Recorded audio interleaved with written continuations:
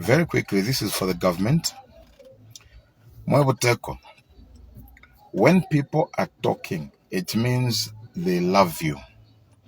You don't have to be agitated and start using police, intelligence officers to threaten us.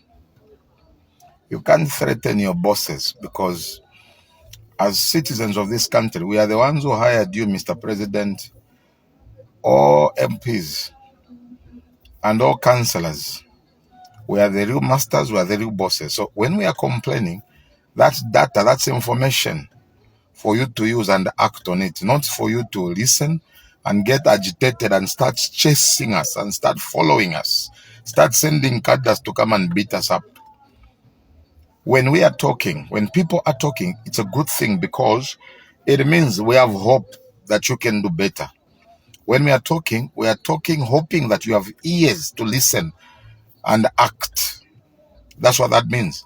When people stop talking, that's what makes them go on the street and begin massive demonstrations. Now, I can assure you, Mr. President, we have the capacity to organize countrywide demonstrations in every district of this country. But that's not the ultimate. That's not the first thing that we have got to do. The reason why we don't rush to search, we have a right to demonstrate. The reason why we don't want to rush, the reason why we don't rush to such things is because I'm a senior citizen. Now I'm about 50. I'm a senior citizen right now. And being a senior citizen means you have to weigh your actions and the consequences of your actions. Getting on the street and begin to demonstrate, it means we have lost hope. As long as we are talking, you should thank God. It means we have hope, you can listen and do better. Okay. When we go on the street, the problem is this. When we do massive demonstrations, there is a possibility life can be lost. There is a possibility so many properties can be damaged, not because that's our ultimate intent. We can begin peaceful demonstrations, but criminal elements, they take advantage of such protests. They take advantage because people are angry, people have no money, things are tough for everybody, people don't have jobs. So criminal elements, and those people are living in poverty who have no values, they can take advantage and begin to loot people's property. So a lot of innocent people can lose cars, buildings, shops, goods in shops. So many things is likely to go wrong. This is why we don't rush or tell people, let's go on the street as a first thing, because I care about this country. I care about the citizens. I wouldn't love anything wrong to happen to anyone's goods, to anyone's car, to anyone's building, to anyone's property. And I wouldn't love to see a single life to be lost like what is happening in Kenya. This is why we are talking. Otherwise, it's within our rights to go on the street and do demonstrations, but we don't want to use that as the first thing. We want to talk to you, hoping that you're going to listen. And this is why I have to appreciate us and respect us when we talk. Don't send police to harass us. So when we talk, just like those young people, when we talk, please, just listen. The reason why we are talking, it's because we have faith that you have ears to listen. Because the most important quality of every leader is having ears to listen. So you must be good listeners.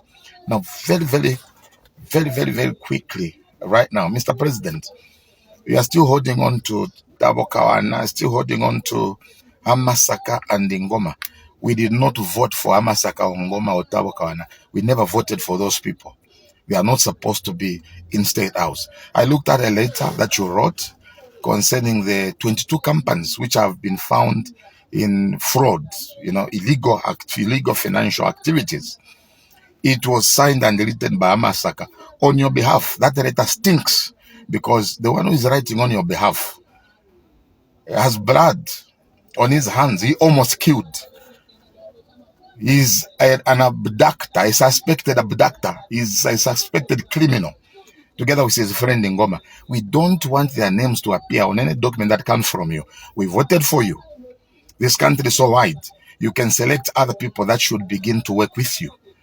Your presidency does not depend on Amasaka and Ngoma for you to still continue to cling on them.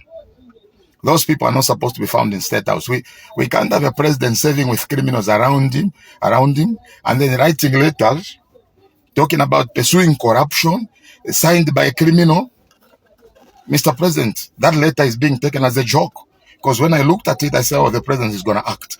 Let alone when I checked, it was signed by a criminal, suspected criminal, an abductor, suspected abductor. Mr. President, don't take Zambians for a joke. Drop those people. You don't want to see them. Please drop Hamasaka, drop Ngoma, drop Tabokawana. We don't need those people. The accusations against them are grave, and we don't need them in State House. Mr. President, I repeat, when we are talking, it means we have hope that you can listen. Don't ignore us.